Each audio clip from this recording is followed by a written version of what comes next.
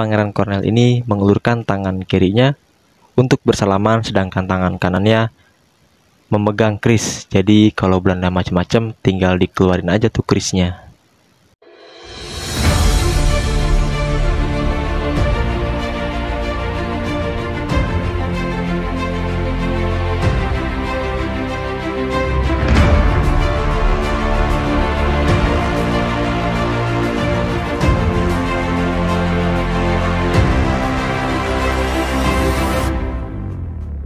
Assalamualaikum warahmatullahi wabarakatuh.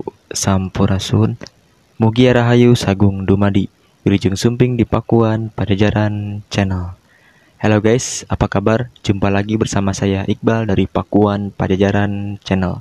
Yang dimana pada kesempatan kali ini saya ingin bercerita atau memberitahukan kepada sahabat sedulur tentang sejarah Pangeran Kornel, yang dimana beliau adalah salah satu pahlawan nasionalisme yang membela tanah air di daerah Sumedang. Penasaran seperti apa ceritanya, seperti apa kisahnya? Tonton terus sampai habis dan jangan lupa untuk menekan tombol like, komen, dan juga subscribe-nya. Bersama saya Iqbal Firmansyah. Sahabat sedulur, dari berbagai sumber yang saya baca, Pangeran Kornel ini adalah Bupati Sumedang di periode tahun 1791 sampai dengan 1828 Masehi, yang telah bergelar Pangeran Kusumedinata ke-9. Adapun nama Kornel sendiri istilah dari kolonel yang masih langka pada masa itu.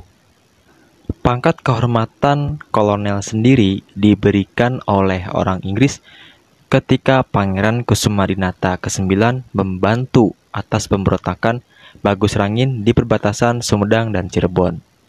Bagi masyarakat Tanah Sumedang, sosok Pangeran Kornel ini adalah sosok pahlawan yang berani untuk melawan kekejaman pemerintah kolonial Belanda. Jadi yang dilakukan Pangeran Kornel ini menentang atas perilaku Gubernur Jenderal Willem Daendels untuk melakukan pembangunan yang membuat rakyat menderita, yaitu pembangunan jalan raya pos di Sumedang. Asal-usul Pangeran Kornel. Pangeran Kornel lahir pada tahun 1762 Masehi dari pasangan Adipati Suryanagara II dan Nyimas Nagakasih. Semasa kecil, Pangeran Kornel bernama asli Raden Asep Jamu, yang dimana ayahnya sendiri adalah Bupati Sumedang yang menjabat dari tahun 1761 sampai dengan 1765 Masehi. Nah, jadi sahabat sedulur, nama Pangeran Kornel dan juga Pangeran Kusumedinata adalah nama gelar beliau. Pada saat Pangeran Arya Suryanagara II atau ayah dari Pangeran Kornel sendiri, beliau wafat, tampuk pemerintahan Sumedang tidak langsung diberikan ke Pangeran Kornel, karena saat itu Pangeran Kornel masih kecil dan pemerintahan diberikan oleh Demang Tanubaya, yang dimana saat pemerintahan Tanubaya Sumedang kacau. Lalu pada tahun 1791 akhirnya Raden Asep Jamu ini menaiki kursi Bupati Sumedang dengan gelar Pangeran Kusumedinata ke-9. Kisah menghadapi Gubernur Jenderal Willem Daendels. Jadi pada saat Pangeran Kusumedinata ke-9 ini menjabat sebagai Bupati Sumedang, Gubernur Jenderal Willem Daendels ini membangun sebuah proyek, yaitu pembangunan jalan raya pos dari Anyer hingga Panarukan. Karena anggarannya terlalu sedikit atau minim, Daendels ini meminta kepada para bupati untuk menyediakan tenaga kerja yang akan digaji dengan sangat sedikit, dan alhasil banyaknya pribumi yang menderita atau menjadi korban atas pekerjaan tersebut yang secara paksa dan terlalu berat. Wow, kebayang gak sih di zaman dahulu itu para penjajah yang begitu kejam, udah kerja dipaksa, terus juga kerjaannya berat, digajinya sedikit, dan akhirnya ketegangan antara penduduk dan juga Belanda bermunculan di setiap daerah, termasuk daerah Sumedang. Menurut cerita masyarakat Sumedang, ketika Daendels ini menginspeksi pembangunan jalan, Pangeran Kornel ini menyambut di ruas Gunung Cadas dengan sikap yang menantang. Lalu Pangeran Kornel ini mengulurkan tangan kirinya untuk bersalaman, sedangkan tangan kanannya memegang keris. Jadi kalau Belanda macam-macam tinggal dikeluarin aja tuh kerisnya.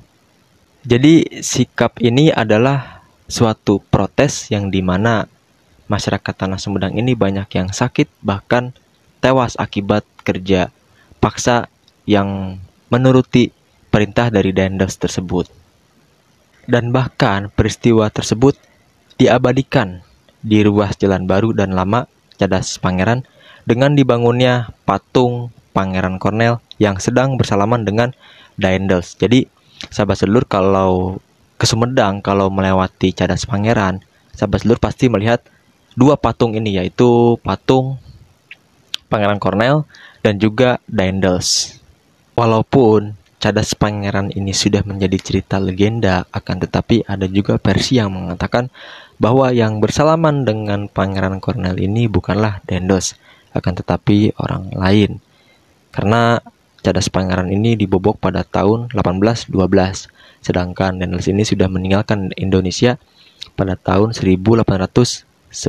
Ya, walaupun banyak perdebatan, walaupun banyak versi, tetap saja cerita ini menjadi cerita legenda yang membanggakan bagi masyarakat Sumedang, masyarakat Tanah Sunda, dan juga masyarakat Indonesia.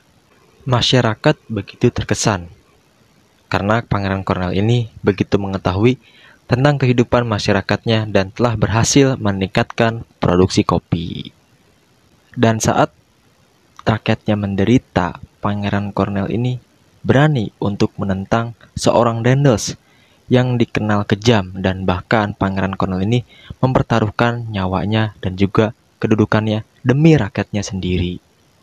Dan selain itu terdapat catatan dari pemerintah Belanda yang menilai bahwa Pangeran Kornel Bupati dari Sumedang sosok yang berani, tegas, dan juga bijak.